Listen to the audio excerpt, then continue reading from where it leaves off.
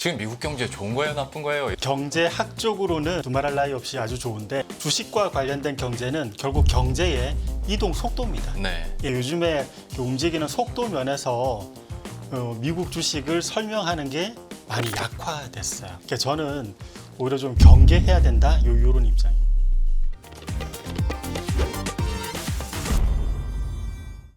과연 지금 나오고 있는 매크로 지표들과 미국 증시의 상관관계가 왜 떨어지고 있는지 그 분석을 이분께 들어보도록 하겠습니다. DB금투자 강현기 주식전략 파트장과 함께하겠습니다. 안녕하십니까? 예, 안녕하십니까? 처음 뵙겠습니다. 예, 반갑습니다. 예. 제가 영상으로는 파트장님의 투자 전략도 많이 들었고 예. 최근 약 한 달 전에 약간 투자 전망이나 스탠스가 변화했다라는 것까지는 맞습니다. 제가 파악을 했는데 그러면 지금 미국 경제에 대해서 좀 어떻게 평가를 하고 계신지 이건 공통 질문이거든요. 모든 출연자한테 지금 미국 경제 좋은 거예요, 나쁜 거예요? 이렇게 여쭤봅니다. 파트장님께서는 어떻다고 보세요? 경제학적으로는 미국 경기 두말할 나위 없이 아주 좋은데 네. 주식과 관련된 경제 쪽은 상당히 좀 불안정해요. 저희가 여기에서 구분을 해야 되는 게 경제가 좋다는 건 어떤 수준 면에서 이제 좋다고 할 수 있는데 주식과 관련된 경제는 결국 경제의 이동 속도입니다. 네. 이동 속도가 아주 빨리 올라갔다가 느려지기만 하더라도 주식시장은 이에 반응을 하거든요. 요즘에 움직이는 속도 면에서 미국 주식을 설명하는 게 많이 약화됐어요. 그래서 이걸 좀 주의해야 된다. 그러니까 저는 오히려 좀 경계해야 된다, 이런 입장입니다. 좋습니다. 그러면 그런 지표들과 실제 미국 증시 혹은 경제의 상관관계가 약화됐다라고 보는 근거들이 있을 거 아닙니까? 그걸 예시를 한번 들어주시죠. 제가 준비한 도표 한번 말씀을 드려보겠습니다.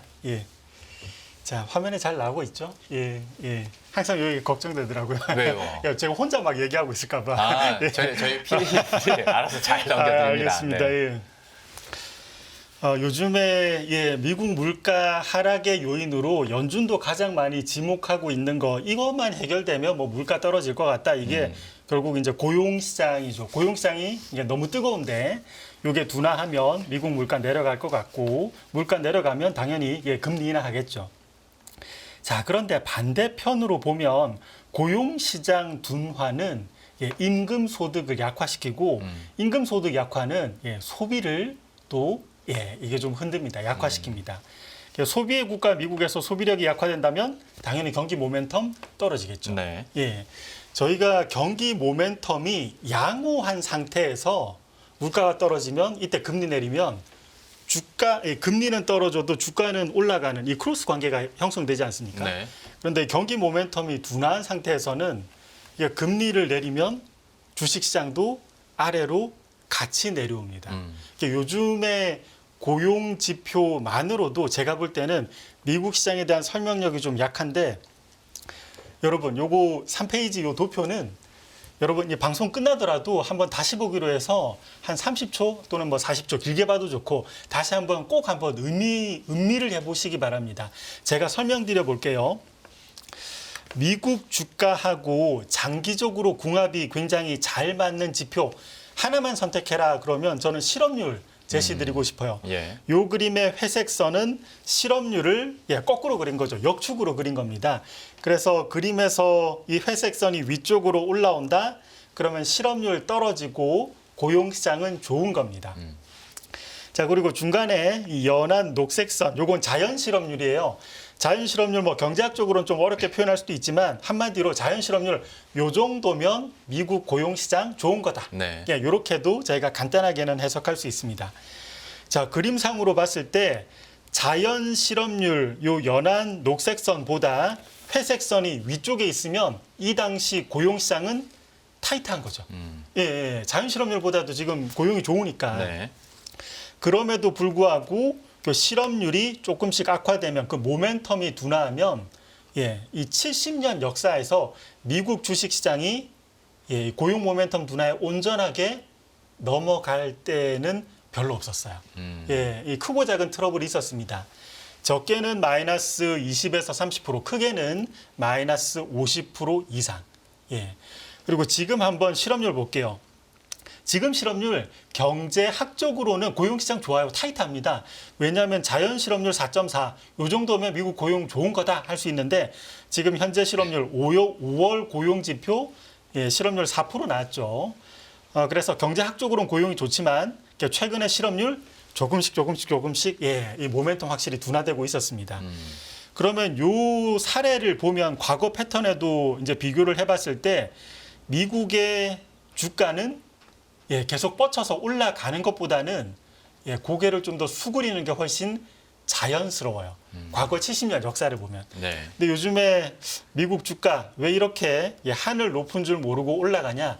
모두가 많이 언급하시죠. AI. 그렇죠. 예, 맞습니다. AI는 앞으로 패러다임을 바꿀 수 있는 굉장히 강력한 동력이니까 네. 전통적인 고용 지표 좀 둔화되더라도 AI로도 올라갈 수 있다.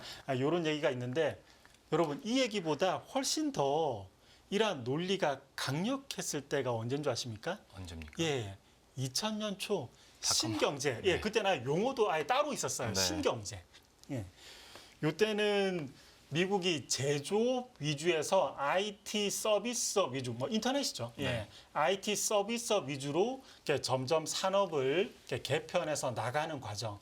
이 신경제 과정에서 고용 모멘텀 둔화 또는 산업 생산 둔화 이런 것은 크게 신경 쓰지 않았습니다. 네. 주식시장은 앞으로 더 잘 갈 거다. 그 당시엔 신경제에 의해서 패러다임이 바뀌는 거니까.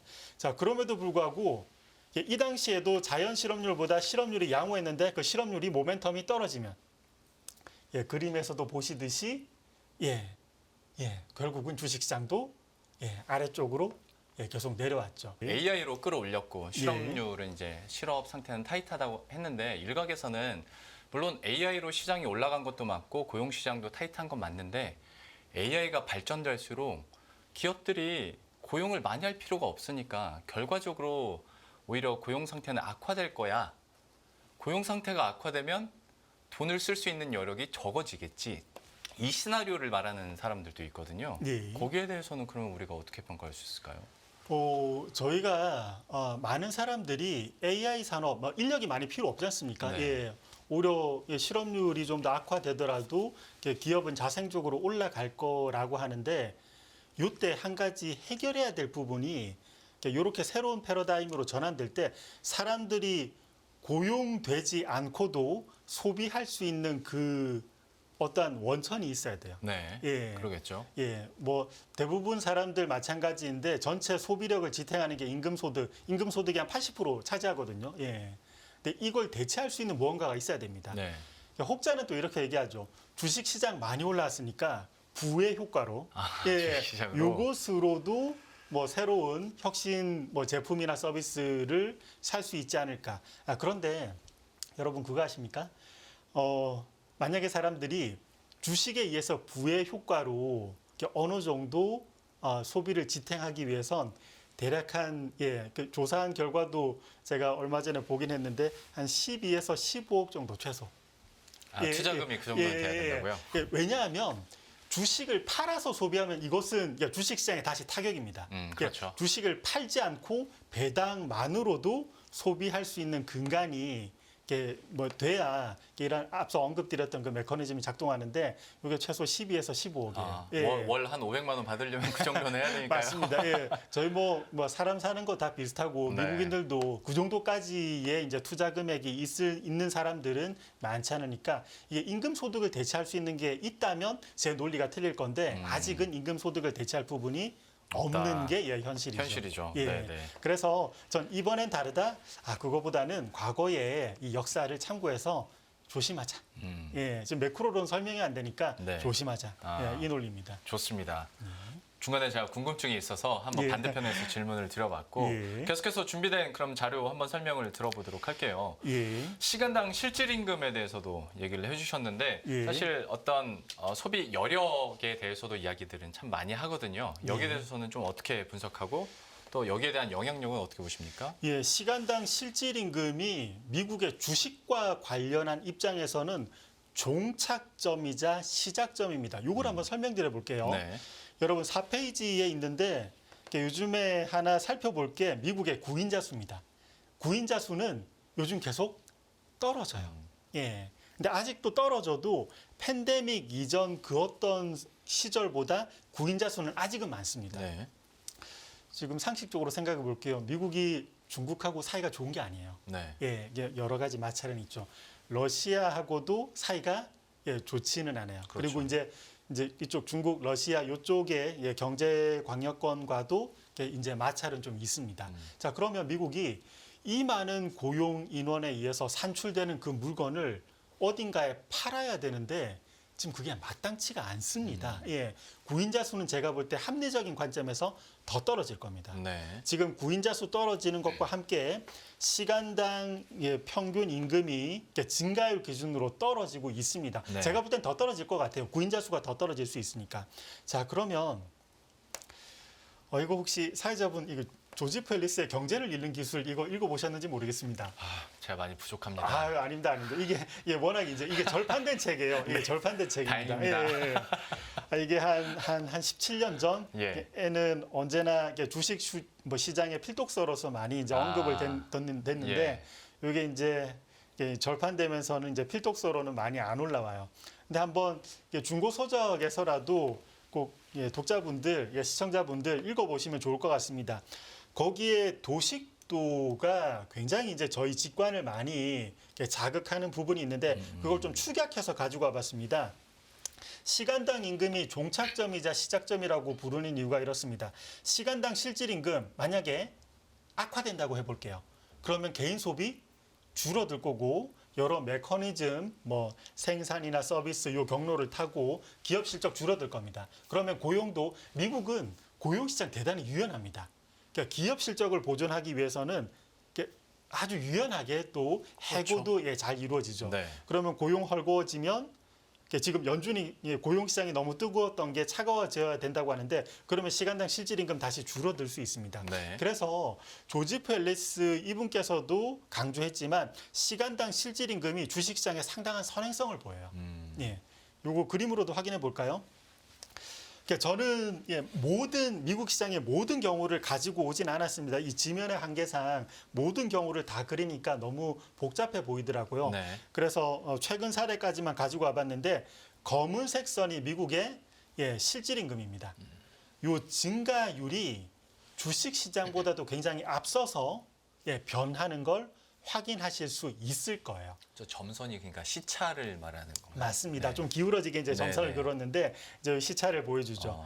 이게 이제 워낙 선행성이 강한 지표니까 깔끔하지는 않습니다. 하지만 이게 정점 치고 내려왔을 때 시차를 두고 실질 소비 변하고 주식 시장도 변했어요. 문제는 요즘에도 이제 떨어지고 있다는 겁니다. 구인자 수가 더 떨어지면 명목 임금 떨어지고 실질 임금 좀 더 떨어질 건데 이게 웬만큼 진행이 돼 있어서 네. 조지프 앨리스의 경제를 읽는 기술 이 관점에서 보면 주식 시장도 향후 좀 더 부진한 방향으로 갈 가능성이 있다. 이것도 한번 언급은 드리고 싶습니다. 그러니까 그 개인의 그러면 소비 여력이나 실질 소비가 줄어들 수밖에 없다라는 거잖아요. 맞습니다. 결론적으로 갔을 때. 맞습니다. 그러면 기업들의 실적도 당연히 좀 타격을 받을 수밖에 없는 부분이고. 맞습니다. 근데 이 틈에서 또 반대편에서 질문을 드려보자면 아까 얘기했던 또 AI입니다. 효율화를 시켜서 기업 입장에서 이제 생각했을 때 저비용으로 수익성을 높일 수 있지 않을까에 대한 궁금증이 생기는데요. 가능은 한데 결국은 저비용으로 누군가에게 팔아야 되는데 그건 맞죠. 맞습니다. 다시 이걸로 귀결이 돼요. 맞습니다. 맞습니다. 그래서 그쪽을 저희가 이제 생각을 해보자. 이렇습니다. 그래서 결과적으로 개인의 실질 임금과 주식시장 더 나아가서는 어쩌면 미국 경제와도 직접적인 상관관계를 갖고 있다라는 맞습니다. 거고. 그러면 무관할 수는 저희가 없죠. 증시를 넘어서서 GDP 흐름까지도 좀 보여주긴 하셔야 될 것 같네요. 한번 볼까요? 요즘에 GDP를 전망할 수 있는 좋은 지표 되게 많아요. GDP 나우라든지 저는 경기 서프라이즈 지수도 흔히 이용하는데 이게 1분기 GDP 그 이후에 경기 서프라이즈 지수 보면은 아래쪽으로 많이 내려오고 있거든요. 아마 그 다음 스텝의 GDP 좀 부진해질 수 있을 것 같아요. 뭐 여러 추정치를 보더라도 요거는 좀 비슷한 흐름입니다. 그런데 여러분, GDP가 어느 수준 위에 있냐 아니면은 아래에 있냐에 따라서 그 당시 경제 그리고 주식시장의 판도가 달라져요. 그러니까 이게 물리학의 임계 이론이 경제에도 적용되는 대표적인 사례인데 네. 한번 이렇게 설명드려 보겠습니다. 경제 활동 비용이 좀 더 높다고 해보겠습니다. 경제 활동으로 인한 이익보다. 그럼 비용이 높으니까 비용이 높으니까 당연히 웅크릴 거예요. 그러겠죠. 지표상으로 보면은 경제 활동 비용, 물가라고 볼 수 있죠. 네. 뭐 대표적으로 CPI 증가율, 경제 활동 이익, GDP라고 볼 수 있습니다. 실질 GDP 증가율. 그래서 CPI 증가율이 더 높고 GDP 증가율이 낮으면 이때는 조금 소극적으로 모든 것들이 바뀝니다. 주식시장도 조정 내지 하락으로 가요. 반대로. 경제활동 비용이 경제활동 이익보다 적다고 해보겠습니다. 경제활동 많이 할수록 비용 나가는 것보다 이익이 훨씬 많은 거예요. 네. 요러면 이제 CPI 증가율보다 실질 GDP 증가율이 더 높은 경우. 이렇게 되면 당연히 이때는 시장 올라갑니다. 이거 한번 사례 볼까요?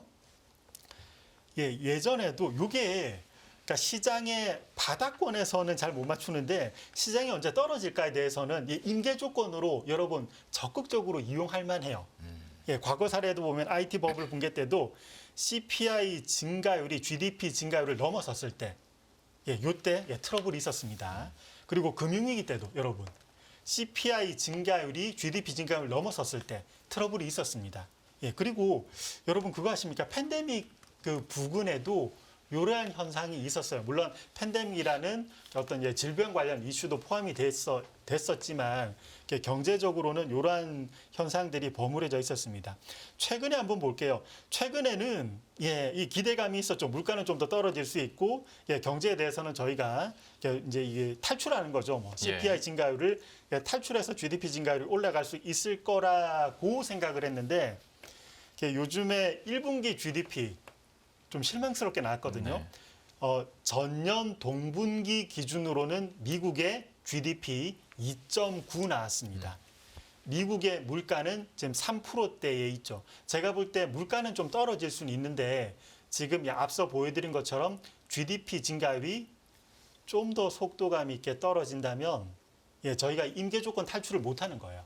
그러면 주식시장은 하락 압력을 더 많이 받을 수도 있다. 맞습니다. 일단 매크로상으로는 하락 압력의 작용 아래에서 이렇게 움직일 수 있어요. 그래서 뭐 제가 제일 서두에서도 매크로에 대한 미국 주식시장 설명력 약화 이걸 서두에서 이제 꺼냈는데 요거로도 이제 볼 수 있습니다. 여러분 요것도 책 하나 제가 떠오르는 게 있네요. 요거 관심 있으신 분들 물리학의 임계 조건을 금융시장에 적용하는 거.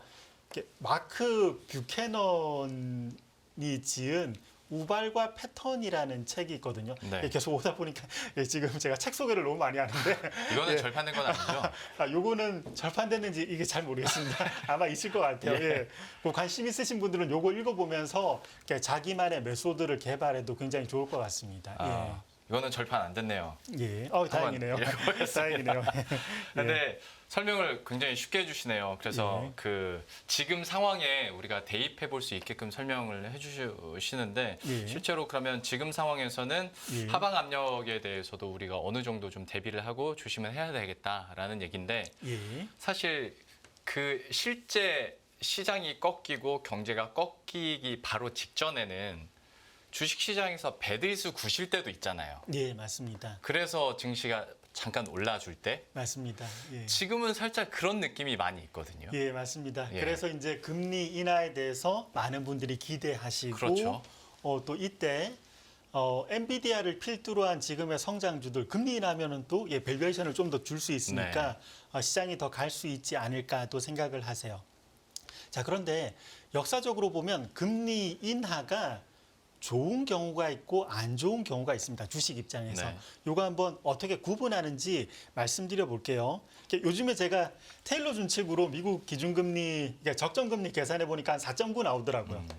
여러분 얼마든지 인터넷으로 찾아보시면 여러분들도 한 3분이면 다 계산하실 거예요. 지금 연준의 점도표상으로는 5.1 나오죠. 금리는 내리긴 내릴 거예요. 자, 이 내릴 때 코스트 푸시 인플레가 해소될 때라고 가정해 보겠습니다. 예, 코스트 푸시 인플레는 공급이 마찰이 있었던 경우죠. 예, 그러다가 공급이 증가하면, 예, 그러면 예, 물가는 떨어지겠죠. 네. 예, 공급이 이제 마찰이 있었다가 증가하면 당연히 물가 떨어지고, 물가 떨어지면은 금리하고 수준을 맞춰야 되니까 금리도 떨어지겠죠. 네. 그런데 공급 증가는 경제 활동에 예, 좀 더 활성화되는 걸 의미합니다. 그렇죠. 예, 생산 활동 많아지니까. 그러면 그때 경기도 좋아지는 거예요. 경기 회복입니다. 네. 경기 회복되면 주식 시장도 상승하고. 자, 그러면 금리하고 주가하고 관계 볼게요. 금리 인하가 예, 주식 시장 상승과 같이 맞물립니다. 이때는 금리 인하하고 주가하고 반대 방향으로 가요. 역사적으로 예, 여러분 70년대에서 80년대 예, 이때 이제 사례로 저희가 이제 많이 보죠. 이때는 금리하고 주가하고 예, 거울 이미지예요. 예, 서로 거울 방향으로 움직입니다. 반대 방향으로. 예. 저도 올해 상반기까지는 이 구도로 갈 수 있을 것 같다고 생각을 했는데 여러분 잘 보시면 연준 스스로도 이 관계가 아니라는 걸 시인했어요. 직접적으로는 아니지만 네. 고용 시장이 둔화해야 물가가 안정된다. 네, 네. 예, 이 말인지 뭐겠습니까? 예. 여러분, 디맨드 풀 인플레, 수요의 변화에 의해서 물가가 오르락 내리락 할 때를 한번 보겠습니다. 수요가 감소하면 당연히 물가가 떨어지겠죠. 예. 그러면 물가 하락이면은 금리도 물가하고 균형을 맞춰야 되니까 그렇죠. 금리를 예, 떨어뜨려야 될 거고. 근데 수요 감소는 뭘 의미합니까, 여러분? 경기가 예. 위축되고 예, 있다는 맞습니다. 거죠. 위축된다는 건 의미합니다. 예. 그렇게 되면 경기 위축이면 주가도 하락하고 그러면 금리 인하와 주가 하락이 같이 나타나요. 연준은 지금 물가에 포커스를 둬서 말하고 있습니다. 예, 수요 감소, 고용 시장 모멘텀 둔화. 지금 이 말이 수요 감소와 지금 동일합니다. 하지만 물가에 대해서는 이게 긍정적일지라도 물가 하락에 대해서는 긍정적일지라도 경기에 대해서는 어떻습니까? 예, 이것은 긍정적인 요인이 아닐 수 있어요. 역사적으로도 보면 디맨드 풀 인플레가 해소될 때 그때 금리 인하하면 예, 주식 시장도 한동안은 내려옵니다. 네. 예, 사람들은 또 이렇게도 언급을 하세요.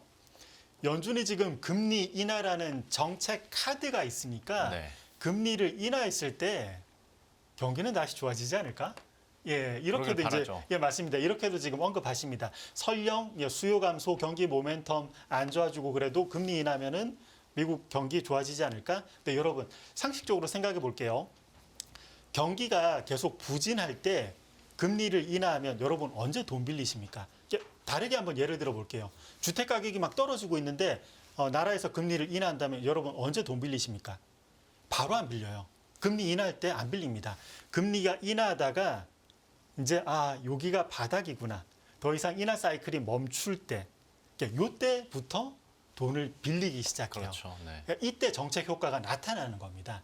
예, 그래서 금리 인하 첫 단추를 끼울 때 바로 정책 이러한 긍정적인 게 바로 투영이 되지는 않더라고요. 역사적으로 보면.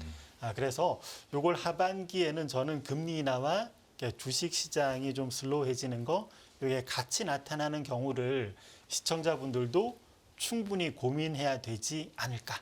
예, 전 이렇게 좀 강조해서 말씀드리고 싶습니다. 그러니까 그 두 가지 예시 중에서 수요 감소 쪽으로 가고 있는 소위 우리가 생각했을 때는 안 좋은 시나리오처럼 갈 예. 가능성이 있다는 건데 예. 이것도 역시 그냥 진행자로서 반대편에서 질문을 들어보면 예. 아직 그래도 공급이 증가되는 방향성은 아닙니까? 그러니까 아직도 일자리는 한 사람당 한 1.3개, 1.5개까지 계속 유지가 되고 있는 상황인데 예. 이거를 수요 감소 쪽으로만 이렇게 부정적으로 생각할 일인가라는 궁금증이 좀 드네요. 예. 지금 미국 쪽에 좋은 지적해 주셨습니다. 미국에서 공급이 늘어나서 경기 좋아지고 물가를 떨어뜨리는 그 요인도 작동을 하고 있어요. 네. 이게 대표적인 게 주택 시장입니다. 예. 주택 시장이 작년 3분기까지 타이트했다가 올해 4분기 작년 4분기부터 미국에서 집이 나와요. 그러면 이게 주거비가 떨어지는 거거든요. 그렇죠. 네. 건설 활동도 경제에서 굉장히 많은 비중을 차지합니다. 그러면 건설 경기 좋아지면 경기 좋아지고 그리고 여기에서 물량이 나오니까 주거비 떨어지면 여러분 CPI에서 최대 비중 차지하는 게 주거비입니다. 그렇죠. 35% 비중 차지합니다. 네. 이게 지금 신규 주거비가 제가 기억하는 그 숫자로는 0%대로 지금 근접하고 있어요. 그러면 요거는 물가를 낮추는 요인이고 경기도 좋게 만드는 요인이고 그런데 고용도 같이 둔화를 하고 있다면 어느 게 힘이 강한지를 살펴야 될 것 같아요. 제가 이제 앞서서 테일러 룰도 이제 제시는 드렸는데 테일러 룰이 중요한 항목이 4개가 있거든요. 균형 실질 이자율 그리고 목표 인플레 그리고 GDP 갭의 일정 가중치 노소하는 거, 인플레 갭의 일정 가중치 노소하는 거. 물가가 떨어져서 테일러 룰을 낮추는 것보다 경기에 좀 더 문제가 있어서 테일러를 적정 금리를 낮춰야 된다는 게 요즘 약간 더 우세하더라고요. 물론 수리적인 측면이긴 한데 지금 어느 게 힘이 강하냐? 수요 감소에 의한 물가 하락 그리고 좀 더 이제 금리 인하와 주가 하락이 같이 나타날 수 있는 이쪽이 수리적으로 조금 더 우세한 상황입니다. 사실 두 현상 중에 딱 하나만 나타나는 건 아닐 테니까. 맞습니다. 네. 항상 근데 복합적이죠. 항상 경제는 어느 쪽이 더 강하냐에 따라서 그 맞습니다. 방향으로 가는 거기 때문에 맞습니다. 거기에 대한 설명을 너무 듣기 편하게 잘 해주신 것 같습니다.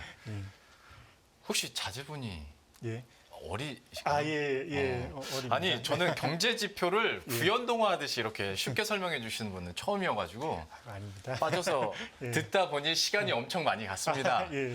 유럽 얘기는 좀 짧게 하겠습니다. 앞에서 저희가 달러 얘기하면서 유럽 쪽 잠깐 갔었는데 파트장님께서는 유럽 상황은 좀 어떻게 보고 계신지요? 유럽, 다행히 어펜딕스로 하나 혹시나 몰라서 가지고 와봤는데, 이거 천만다행이네요. 저희가 일부러 이렇게 맞춘 게 아닙니다. 정말로 이게 우연입니다. 유럽 쪽에 제가 생각하는 게, 일단 유럽의 좌파 우파를 나누는 게 이민자에 대한 반대하냐 받아들이냐. 그렇죠. 요걸로 지금 유럽의 우파 좌파를 나누지 않습니까? 유럽의 우파 지금 우경화하고 있고 이민자 반대 대신에 유럽 내에 원래 거주하시던 분들에게는 혜택이 그동안 적게 갔으니까 이분들에게 혜택을 많이 주자. 포퓰리즘이라고 표현하기까지는 좀 뭐하지만 이제 어느 정도 이제 혜택을 주자. 그래서 이 재원은 요즘에 은행 쪽에서 좀 걷는 게 괜찮겠다. 왜냐하면 워낙 금리가 높았고 은행 쪽에서는 그걸로 이제 이익을 많이 벌었으니까 횡재세 얘기가 많이 나와요. 근데 미국 쪽이 이렇게 되면 당연히 은행의 활동이 위축되는데 유럽은 미국하고 다르게 미국은 주식 발행 이러한 이제 금융이 많이 발달돼 있는데 유럽은 은행 쪽을 통한 금융이 많이 발달돼 있습니다. 간접금융이 많이 이제 발달돼 있죠. 그러면 유럽은 간접금융이 많이 발달한 국가들은 주식시장하고 M2하고 아주 비슷하게 움직여요. 중국도 좀 비슷해요. 근데 지금 유럽이 M2가 올라올 걸 미리 가정하고 주가가 많이 올랐습니다. 은행 활동이 좀 더 이제 적극적으로 이루어질 거라고 생각을 하고 그런데 은행 활동이 정치적인 부분에 의해서 그 적극성이 떨어진다면 M2 유동성이 유럽의 특성상 쉽게 돌리기가 좀 어려워요. 까다로워요. 그러면 유럽 쪽은 주식 시장이 좀 더 올라가는 그 적극성이 좀 떨어질 수 있습니다. 다른 말로 하면 뭐 주식이 또 경기를 반영하니까 저희가 이제 유럽의 경기에 대해서도 좀 의구심을 가질 만한데 유럽이 저희 3대 경제 광역권 중에 수출이 3위, 1위가 이제 중국이죠. 2위가 저희 한국에서 수출하는 거, 2위가 미국, 3위가 이제 유럽인데 이쪽이 좀 슬로해진다면 한국에게 긍정적인 소식은 아니에요. 유럽의 우파 좌파 이걸 얘기하는 게 아니라 유럽의 은행이 얼마나 좀 더 활동성이 많아질 수 있느냐 요거에 의해서 유럽의 주식시장도 많이 연동이 되는데 요걸 지금 제약하는 방향으로 가고 있는 게 조금 좀 조심해야 된다. 이렇게 이제 설명드릴 수 있겠습니다. 참 듣다 보니까 너무 스윗하게 부정적인 시나리오를 말씀해 주시니까 그렇습니까? 계속 빠져서 듣게 되긴 되는데 걱정도 한편으로 됩니다. 일단 지금으로서 경계해야 될 부분에 대해서 강점을 두고 또 비중을 두고 얘기를 해주신 거니까 우리 시청자 여러분들도 조심해서 나쁠 건 없고 이런 최악의 시나리오를 가정하는 것도 분명히 투자 전략에 필요한 부분이기 때문에 봤었던 시나리오들과 자료들 꼭 다시 한번 좀 보셨으면 좋겠고 특히 초기에 나왔었던 이런 표현은 처음 들었습니다. 지표를 한번 음미해 보십사 제안을 하셨던 어떤 실업률, 미국의 실업률표도 다시 한번 보시면서 체크해 두시는 것도 좋을 것 같습니다. 시간 관계상 파트장님은 여기서 인사를 드려야 될 것 같고 다음에 기회가 된다면 다시 한번 좀 감미로운 경제 이야기 들어보도록 하겠습니다. 예. DB금융투자 강현기 주식전략파트장과 함께했습니다. 오늘 말씀 고맙습니다. 감사합니다. 안녕하세요. 이승입니다. 더 많은 영상을 보고 싶으신 분들은 화면 오른쪽에 있는 구독 버튼을 눌러주시기 바랍니다. 그리고 영상을 보시면서 좋아요는 필수인 거 아시죠? 항상 인포맥스 라이브를 사랑해 주셔서 감사합니다.